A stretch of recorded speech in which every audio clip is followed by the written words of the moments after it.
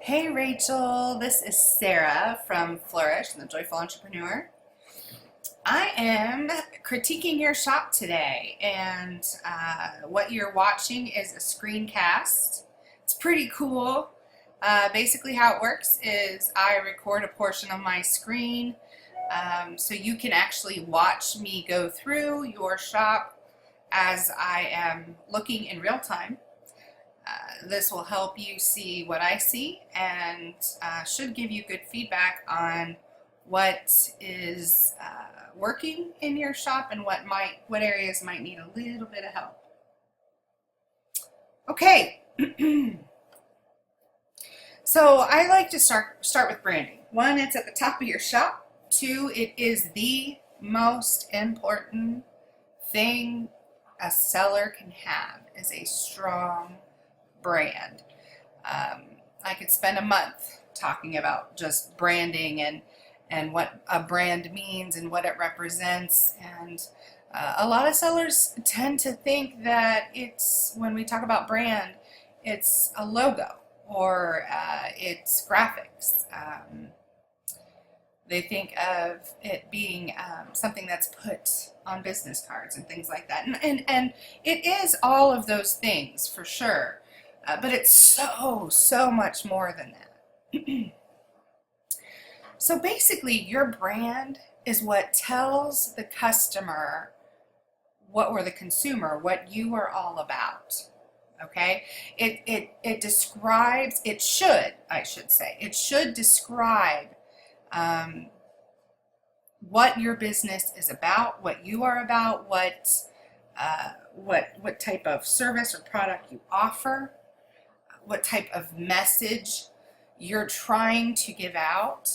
Your brand should be the number one thing that attracts your target audience. It should bring in those people that you want to buy from you, the prime customer, right? The one that needs exactly what you have to sell. So many businesses, handmade or otherwise, have made so many mistakes when it comes to branding. Their branding actually repels people, or it repels the type of people that they want to shop in their store, and that is where a lot of businesses fail. So you have to ask yourself, does my brand attract who I want to buy from me, right? So it's okay for your brand to and your branding to repel people. That's actually okay. You just want it to repel those that are not your target audience. So it looks like from your banner on Etsy that your business's name is Briar Roses Boutique. Now, and I'm just going to interrupt myself for a moment here just to let you know that my daughter's home with me today. So if she comes in the room or something like that, I may have to pause the screencast, but I'll pick right back up where I left off. Okay, so Briar Roses Boutique. First of all, and I'll get my mouse here so you can see what I'm looking at. It's very beautiful. This is your branding. Okay, this is what you've come up with as a banner for your Etsy shop. Now I can tell you it's not the right size. It looks to me like you're still using the old Etsy banner size. When the shops got updated to the new format, to the new look, the banner on Etsy got really big. So this looks like it's still the smaller old Etsy banner. It's not proportioned to the rest of your shop. And if people are browsing through other shops and then they come to yours, it will cause a hesitation, kind of a confusion, because they're used to seeing the larger ones. When we talk about e-commerce specifically, it's very important that you do not cause any type of confusion or disorientation or hesitation.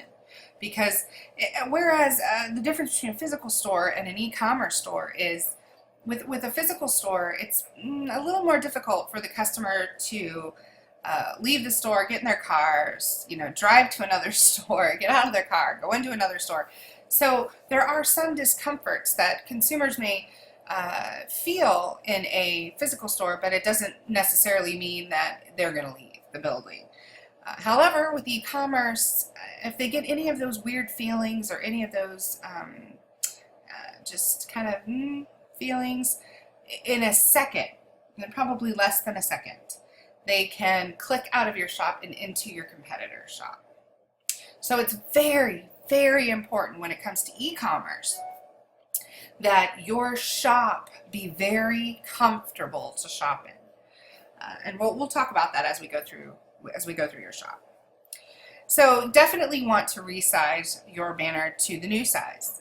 If you don't have a graphic designer, or you don't want to bother a graphic designer, you can take your logo, you can go to Canva, and you can absolutely design or resize your banner into the proper size. They have a template already built in, so that's something that you can do on your own. All right, just by looking at the branding, so what type of person or market would that attract? Now, I'm not looking at the rest of your shop. I'm kind of ignoring it so that I don't really know what you sell. Just by looking at it, I can tell you that the feeling for me is babies. Briar Rose's boutique with the little deers tells me that it's something to do with a little girl. I'm a mother of a 5-year-old girl, so it would attract me into your shop. But I do get a feeling of very feminine, very kind of, I don't want to say romantic, there's another word I'm looking for, but not really elegant either. Girly, but there's another word for it. That's not feminine, but that's what I get. I get like I would expect if I see that beautiful branding. I think in my mind would say, I'm going to walk into this store and I am going to find very pretty things. I'm going to find pretty dresses and maybe accessories for little girls. Something soft and pretty. That's kind of the feeling that I get. You're using wonderful colors in the logo. And the little deers kind of make me think that maybe it's a little whimsical, maybe woodland. Briar Roses makes me think of Briar Patch, which makes me think of Briar Bear and Briar Rabbit. You're probably too young to know who those are, but it was a story that I was read to by my father when I was growing up. So it does have some sentimental feeling to me, I guess. Makes me kind of feel like a storybook, I guess. So magical, that's the word I was looking for. So if that is what you provide in your shop, then you're doing a fantastic job with your branding. However, if what you offer is not so quite that, then you may want to think about updating your branding to really match your target audience. So as we go through, I will be looking at what you offer, and we can revisit the branding aspect of it later on. In the critique, okay, so this right here is confusing to me. You have Briar Roses Boutique here, but as an Etsy shop name, you have the Real Briar Roses. So let me kind of explain where there's an issue here. So one, you're causing confusion. Again, you got Briar Roses Boutique, then you have the Real Briar Roses, so that what is the shop called? Is the shop called the Real Briar Roses? Is it called Briar Roses Boutique? I'm not really sure. So if I wanted to write it down, which one would I write down? If I wanted to tell somebody, hey, I'm looking at this shop, what shop would I say? I'm assuming the reason why you don't have Briar Roses Boutique here is that it was taken perhaps on Etsy. So you had to have that. However, this name, by you saying the Real Briar Roses, is a negative. It's a negative statement. It's a negative title, because by you saying the Real Briar Roses, That kind of suggests that there's somebody out there that's a fake Briar Roses, and then that could make the customer feel like perhaps they would buy something that's a knockoff, or that there's some kind of fight out there, or that there's some kind of disagreement. So believe it or not, and it's hard for me to explain this in its entirety. I've gone to college and I've studied psychology, I've studied sociology, I've been in sales and marketing for my entire life. And there is such a power to words. There's such a power to certain placement of certain words that can really have an effect on the viewer or the reader or the observer. So believe it or not, having something like this in your mind, it might be, hey, there's another Briar Roses, it's not me, so I'm going to call this one the real Briar Roses. But to a customer, that creates all kinds of internal feelings and dialogues. Okay, so, and you might be saying, are you kidding me? This is just, that's so little, and I don't think anyone thinks that. But these things happen. I'm describing them in a very long, drawn out kind of explanation. However, they're experiencing these feelings quickly, to where it's not, they don't even notice them. This is kind of the subconscious stuff that goes on in their heads. And so a lot of people come to me and they say, Sarah, how do you know so much about the psychology of the buyer, and how do you know so much about what will make people buy and what won't? And it's these things. When I critique people's shops, or I have a coaching session with my clients, this is what we talk about. I mean, these are things that nobody notices, nobody thinks about. They seem very minor in and of them by themselves. However, they actually can make a huge impact. So I definitely would recommend that you change this. Now, I don't know if you have changed your name with Etsy already. They allow you to change your name once automatically on your own. However, I know many shops that have had their names changed 2 and 3 times. They just have to contact Etsy to do so. So I'm not exactly sure your particular story, but I would definitely have that changed, because it is a negative title of your shop. Okay, again with the branding, you have Briar Roses Boutique here. I tend to like, if you have a big, huge banner that says Briar Roses Boutique, I think here, having, like, let's say the deer is something you keep in your logo, maybe having a deer with a BR or something like that for the icon. You don't necessarily have to see Briar Roses here, Briar Roses here, and Briar Roses here. It's just a little much. It creates busyness on the page, and again, this is something that will affect the overall experience of your buyer that is in your shop. All right, this line is a very important line. If you've seen my critiques before, you know that this is a section that Google actually pays attention to. So when we talk about SEO, which is search engine optimization, there are lots of different areas in an Etsy shop that you actually can change to have an impact on your search results. This right here is a good one for Google. Google gives this line a priority. So you're looking at quality kids shirts, headbands, hats, sandals, and clothes. To me, that says those are a lot of wonderful keywords. So I think that this is a very good line for you to have. I don't know if quality is probably the best word to put in the first position of the keyworded tagline. However, I think either way, if you leave it there, it's fine. If you take it out, it'll be fine. Kid shirts would probably be better to be put there, or children's shirts. But I don't know if that's too much of a big deal.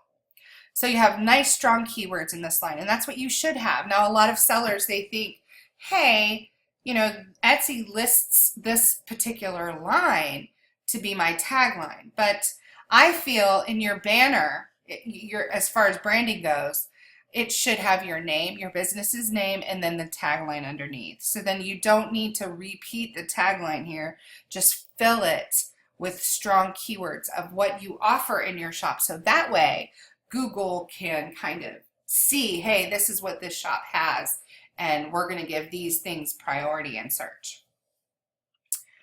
All right. And give me just a minute. I just want to look through.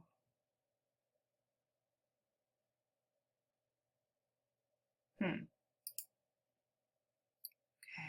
hang on.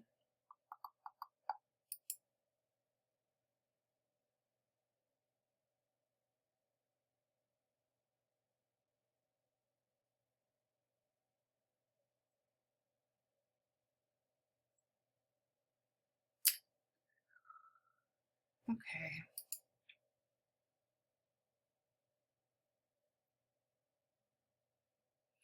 All right. So I love the items that you make. However, I definitely think there is a disconnect uh, from your brand and your branding to what you actually offer. So it seems to me, and I know a lot of this is seasonal that you're showing here, but you have a lot of bright colors. You have the bright greens, you have blacks and hot pinks and reds and golds. Definitely not really soft colors. I don't see a lot of pastels. I definitely don't feel it's super girly, and girly meaning, and that sounds so awful because of the whole gender norms that we're trying to have in today's times. I definitely don't want to be a part of that. But when I say girly, I mean I'm really meaning like princessy and pinks and soft pinks and purples, and my generation's, I guess, viewpoint on what is girly and what is not. Now my daughter, definitely she can be girly, but she also has no problem putting on her brother's Darth Vader costume and walking around the house. So I don't mean to be discriminative by that statement. You know, when I'm scrolling down, it seems like, and I'm just going to guess that maybe this is your older stuff. Maybe you started your Etsy shop making bows for babies, and that would definitely fit more in line with your branding. More softer, more youthful, like for babies. Look at those cute little toes. Oh my goodness. I have a 5-year-old and I'm 40 and I'm not having any more children, but boy, would I just love to have a little baby. Look at those toes. So cute. So your branding definitely does fit a little better with this type of thing. So, you know, can you have both the bows and headbands and little feet bows and t-shirts still in the same shop? Sure. I don't think there's anything wrong with that. However, as far as your brand goes, you need to have a message. You know, you need to have an overall feeling in your shop. So if it's a children's shop for children's clothing and accessories, and I think that would be a great tagline, you know, children's clothing and accessories, you know, Briar Rose's Boutique, children's clothing and accessories. But I think that the branding of the, you know, beautiful font with the little roses and the deer and the pastels, I think there's a disconnect between that and this. Now, I know you a little bit. You've been in my group for quite a while, so I kind of understand the want to be in the vinyl game. You know, over half of my 100K sellers work with vinyl, whether it's HTV or sublimation. It's definitely a good entrepreneurial venture. However, it is getting a bit saturated. That doesn't really matter though. Somebody has to be on top. So I don't think there's anything wrong with adding that into your current offerings. But again, I really would revisit your branding. I would revisit your brand. I would revisit what you actually want to provide and who you want to provide that to. Um, and I would adjust your branding as such. So either I would change the color scheme, I would change the font, or I would, somehow combine it to add in a little bit more of big kid feel into it. And big kid, I mean, 4 or 5 versus babies. Okay. So that's just my opinion on your brand and your branding. I think you're attracting in new moms, aunts, grandmas of babies. I think that you're attracting in, hang on a second, Heather's trying to call me. Hang on a minute, let me pause this. Oh, I'm so sorry about that. I need to remember to put my do not disturb button on my Skype and my FaceTime when I'm recording. Oh my goodness. Okay, so I kind of do not remember where I left off. I think I was talking about how your branding doesn't really match what the products that you offer now are. So I would try to work that in to either your current logo or branding, or perhaps rebrand with a different or new logo and font. And or graphics. Okay, so here we go. You have 175 items in your shop, which is amazing. That is fabulous. That's a lot of items. Is there a magic number? I don't think so. Etsy has never said that there's a certain number that you have to have in your shop that will get you seen more often. However, I mean, just if you look at the simple math of it, obviously the more listings that you have, the more tags and keywords that you're going to have in your shop, the larger the reach will be across the site. So,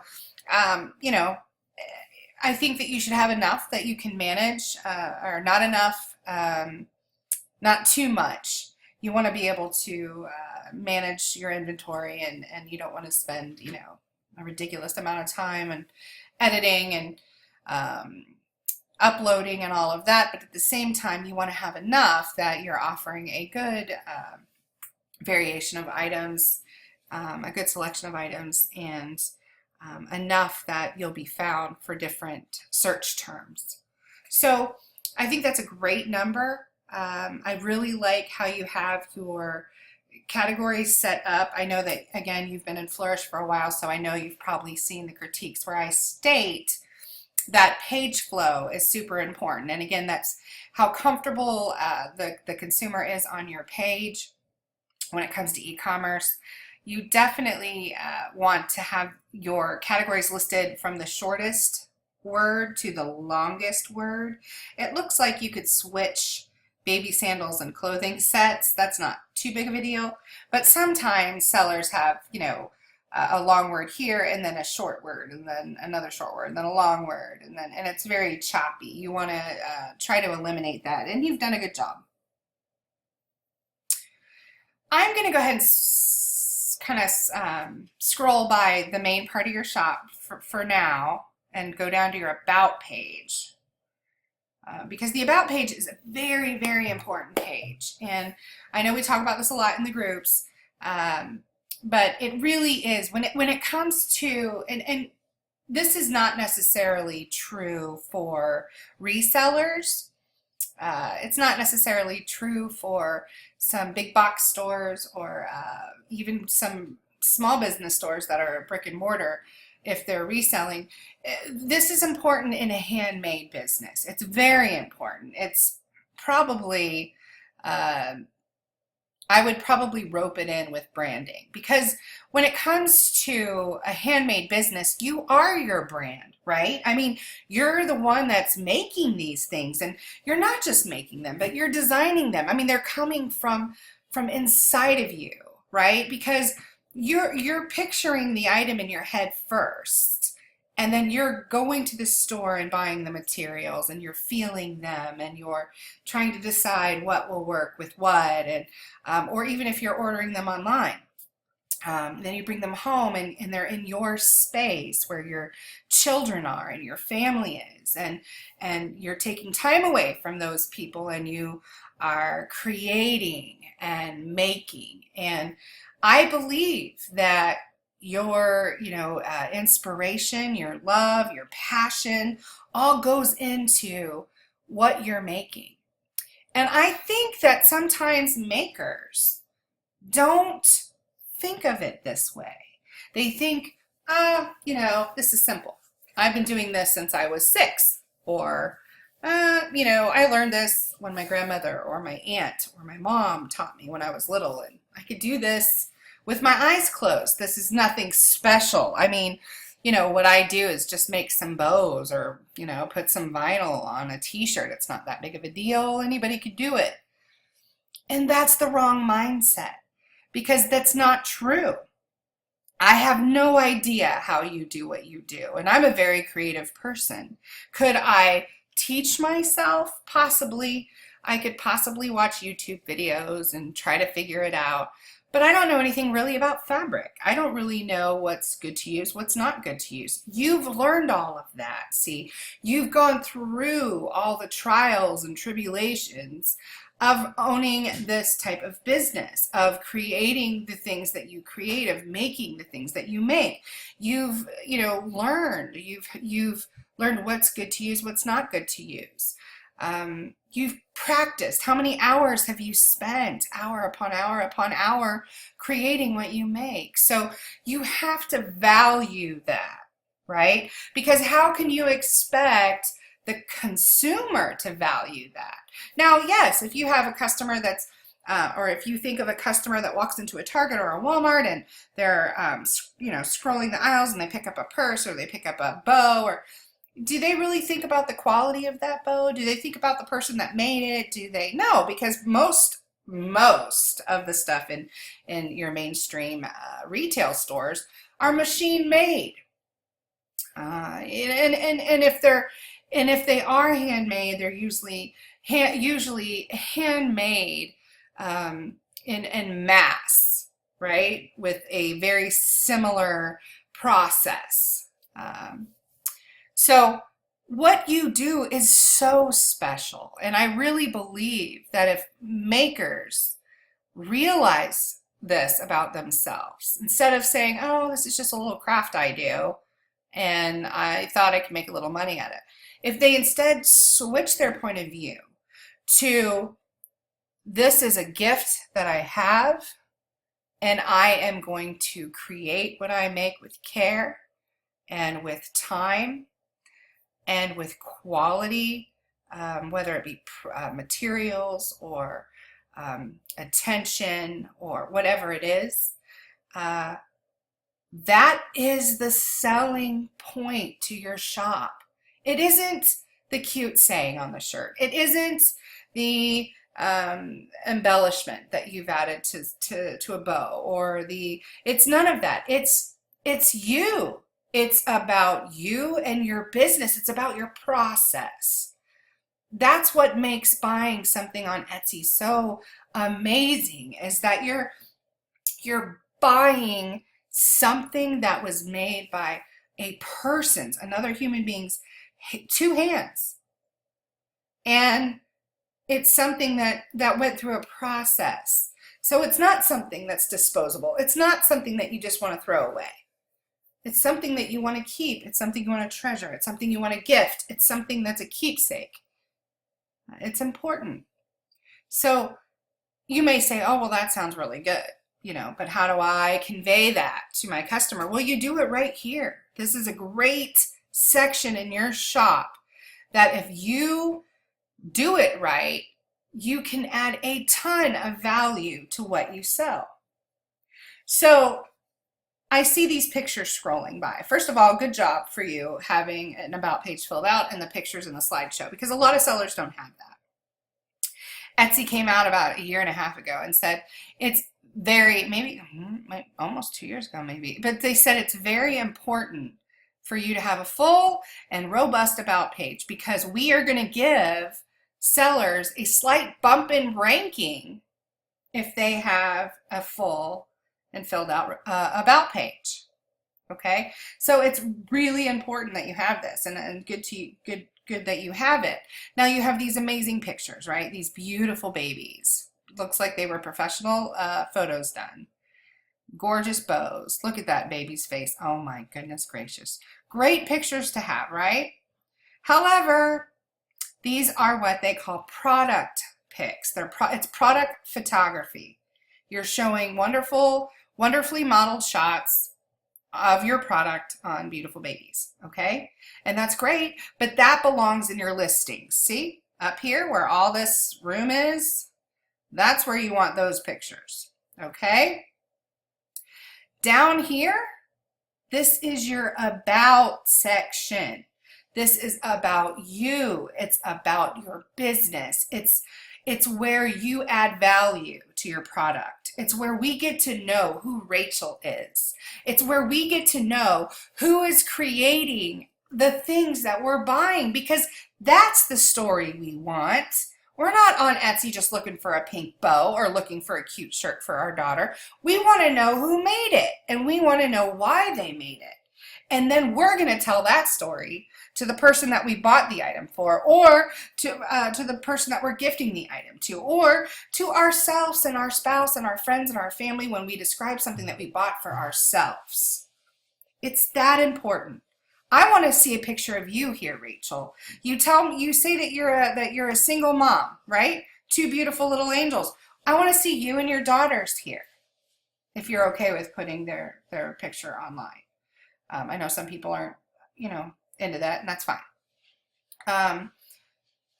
Show your workspace. And if you say, well, Sarah, I do it on my dining room table, well, then show it to me on your dining room table, because that shows me that you're creating something in your own personal space, and that adds value.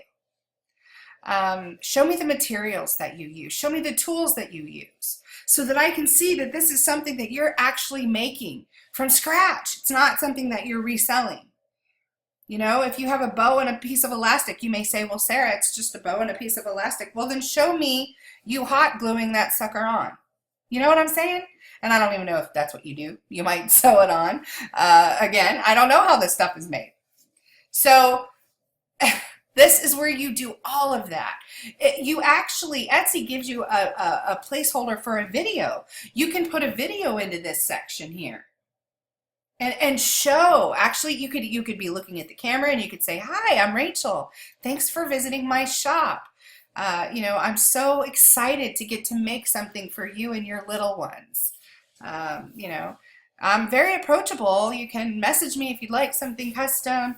If you see something you like here in the shop and you need a different color or size, just send me a note and I'll be more than happy to make it happen. Whatever it is, I don't know, I'm just rambling, but whatever it is, you can make that video. You could show them, hey, let me show you what I go through to make this bow. This will be a little tutorial, blah, blah, blah, blah, blah. All of that good yumminess is going to be about adding value to your product. So when they go to buy something, they don't even flinch at the price that you're asking for, because they know it's worth it. They've seen your story. They've read your story. They've seen you and your girls. They know your process. And now all of a sudden you're going to be looking really good compared to the seller or 2 or 3 or 4 or 5 that they visited before that doesn't have any of that. Okay? All right. So definitely switch those pictures out. Add that kind of stuff in. I love all of this. It's wonderful. Make sure you're linking your social media sites, and if you have a website or blog. Woo, woo. That's awesome. All right. Let's look at your shop. Now, these prices look good to me. I'm not really sure what your competition is. That would be something you would research, but it looks good to me. I don't think I would have a problem paying $16.99 for a t-shirt that had something customized on it. So I think your pricing is fine. You're using the 99-cent price point, which is fantastic. You definitely want to do that. Either use 99 or 95, because it is what they call psychological pricing. It does encourage buyers to actually check out. It makes them feel like they're getting a deal.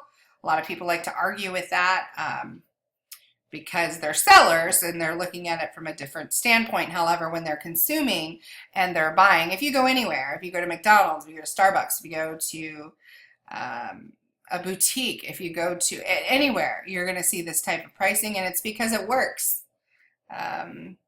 You know, in America, I'm not sure about the other countries, but in America, we were taught to round. We were taught to round down or up. So a lot of the psychology pricing is because of that. It's because you're rounding down. You know, it's under $20 or it's over $20. So you're doing a good job there. All right, let's talk about your pictures. So I'm not a fan of your pictures.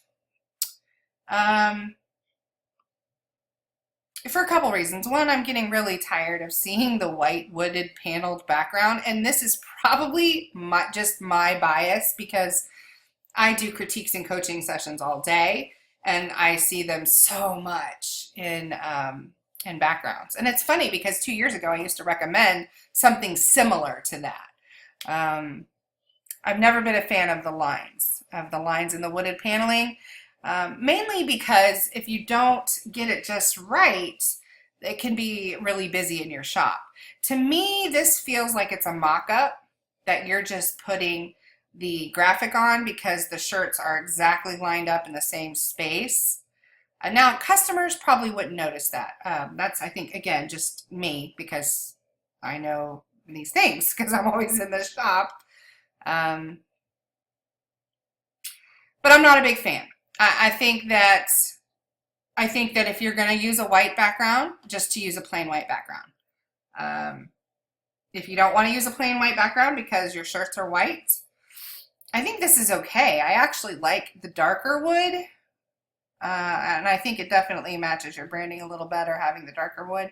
However, again, I'm not a big fan of the lines on the wood. So I think if it were me, I wouldn't use the wood at all. And I would definitely have it tie into your branding some way. You know, I would ask yourself, do you sell more girls items over boys items, or do you sell a good mix of both boys and girls items? I would ask yourself, what age group do you sell more? More babies or more toddlers? And then I think that would determine my background. So there's a great company here on Etsy, a great business called Ink and Elm. And if you're in Flourish, you do get a Flourish discount. I believe it's 20% off. I think it's 20% off if you shop on their website, and it might be 10% off here on Etsy. They are a fantastic, hang on a minute.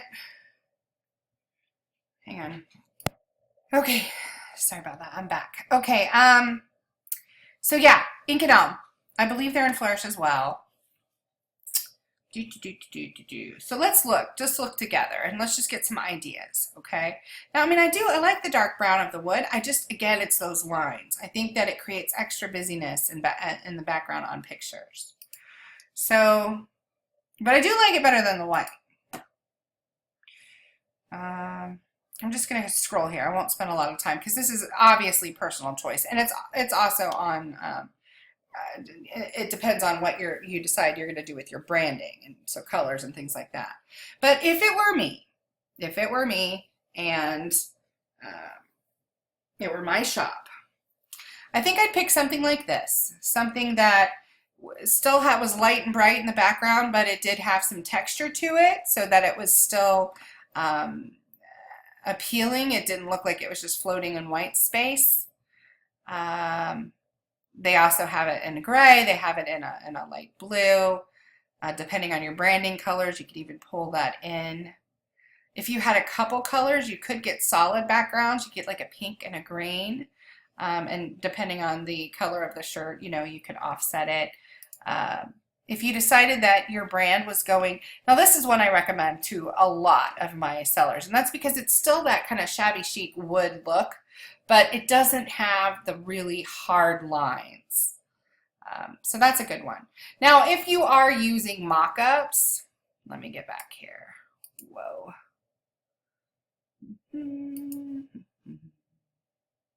My record button is like right over the back button. Okay.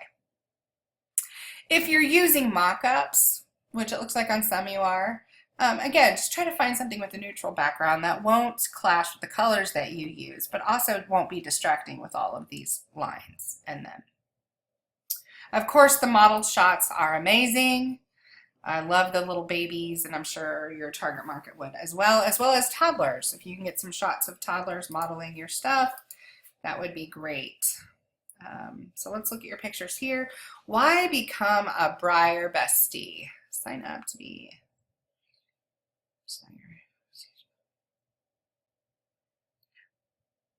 Okay, so the problem that I have with this, it's a great idea.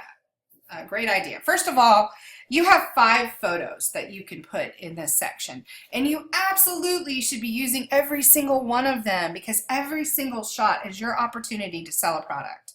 So you think, well, it's just a shirt. I mean, how many shots can I take of a shirt? Well, you can have the flat lay of the shirt, the whole shirt in its entirety. You could have a nice artistic angled shot that maybe perhaps shows a close-up of what the graphic says. I have a modeled shot, perhaps it being modeled by whoever would wear it. Have this type of information where you can, hey, go to my website and sign up, or go to my Facebook and sign up, or whatever it is, and try to encourage funneling traffic from Etsy to your own site without being too direct. And perhaps showing the item packaged or it being given as a gift, like an alternative shot. Maybe perhaps pair it with something else that you sell. And use that. But absolutely you should be using all 5 photos.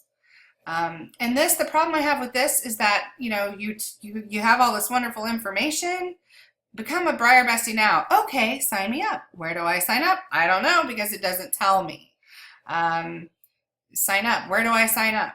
So you definitely are, you know, you're leaving out that information. So it's kind of pointless to have this in because the likelihood of somebody contacting you to say, hey, where do I sign up? is not so great. Okay, let's talk about your SEO. All right, so the problem that I have with this, now please know that whatever I tell you about SEO could change in the next year. And the reason why I'm saying that is because SEO always changes. And Etsy has partnered with Blackbird Technologies, and they are working on a new way of searching. So I believe the algorithm will be changing. I don't know how soon that will happen, but of course, because you're in Flourish, you will know as soon as I know. All right, so I don't like all these words ran on together. As far as a consumer goes or an e-commerce shopper, that is very annoying. It's a jumbled group of text. It's very uncomfortable on the eyes. It's confusing. And it could definitely turn away a lot of buyers in your shop. Now, some people like to use commas. Some people like to use dashes. Some people like to use those, I don't even know what they're called. They're like little lines that go up and down. Some people use backslashes. I teach from using the dash method, space dash space. And I know you've heard me probably say that a million times, but space dash space. The algorithm does not see punctuation, so it's not going to affect the algorithm either way. And I know you may say, well, if I don't use punctuation of any type, then or symbols of any type, then I can put more characters in there, and that is true. But I really feel that the bad outweighs the good in that aspect. So you want to separate your keywords or your keyword phrases by using punctuation.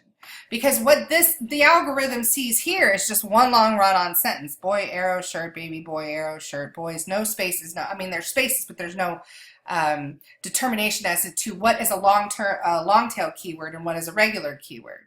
So I really feel that's hurting you here. So it would be boy, arrow, shirt, space, dash, space, baby boy, arrow, shirt, space, dash, space, boys' clothes, space dash space. You don't really need that here either. So this is kind of a mess, but let's go ahead and check your keywords out, see how you're doing. So you have a boy arrow shirt. Now that is the first keyword phrase that you have there in your listing title, and it's not showing up as a popular search term at all. Boy arrow, see as I'm typing in the search bar, you see all the blue things that are populating? Those are popular search terms. That's what your customers are entering in to find your items, okay? So it's important that those match. Up. Now let's try boys with an S. Arrow. Nope. So that isn't a good thing. You have to remember you have 144 characters to use. The first 66 are the most important. All right, the first 66. That's what the Etsy algorithm gives priority to. So let's try arrow shirt. There we go. We have an arrow shirt. Could a girl not wear that shirt? Of course. So I would just do arrow shirt, space dash space, and then boys t-shirts, space dash space.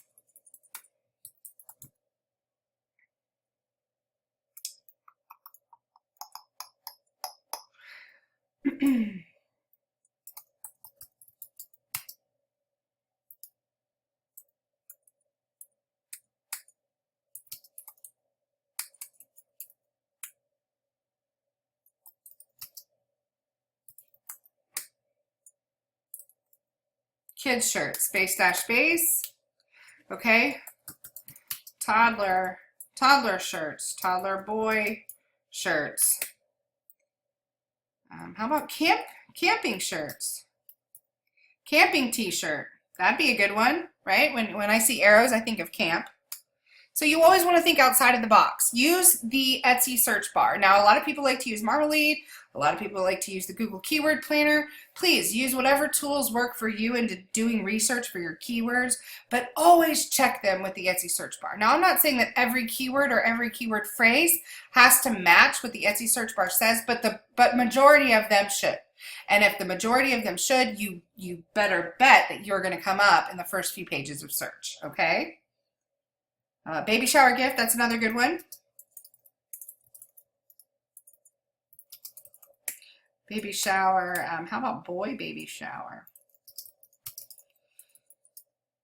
There's another one. How about birthday boy shirt? Might be another good one.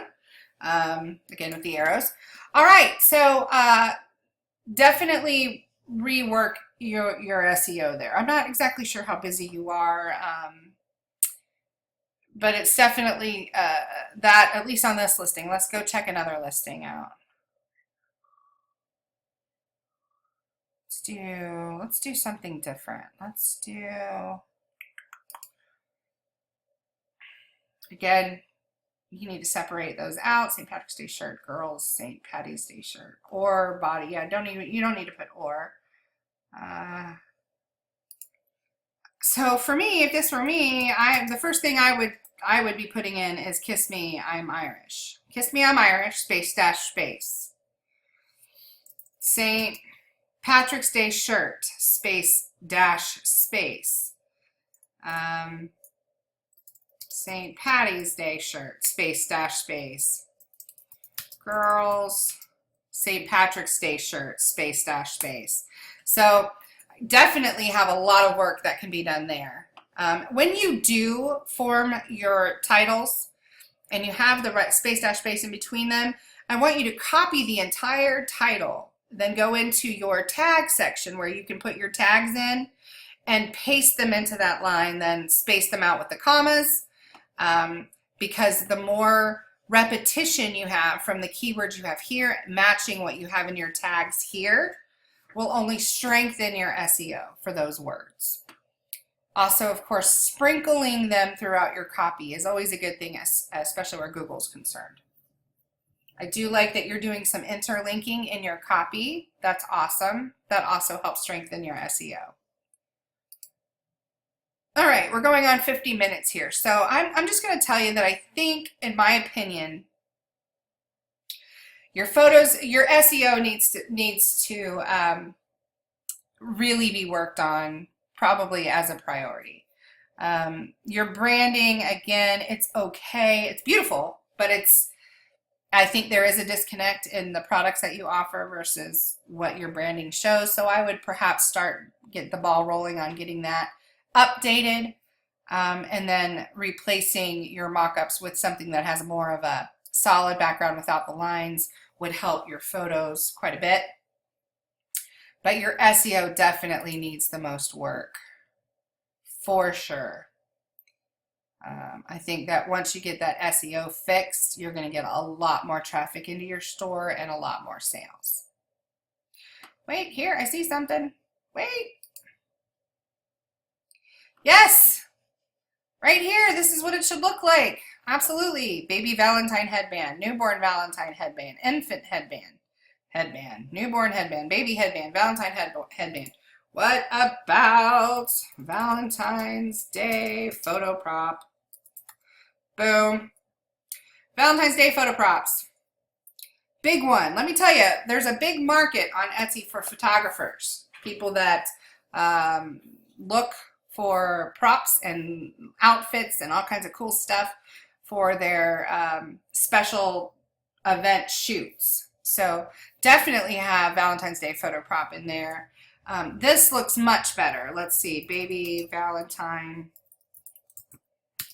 headband. That's a great search term there. Newborn, oops, Valentine headband, nope. But there's newborn Valentine, just newborn Valentine is good. I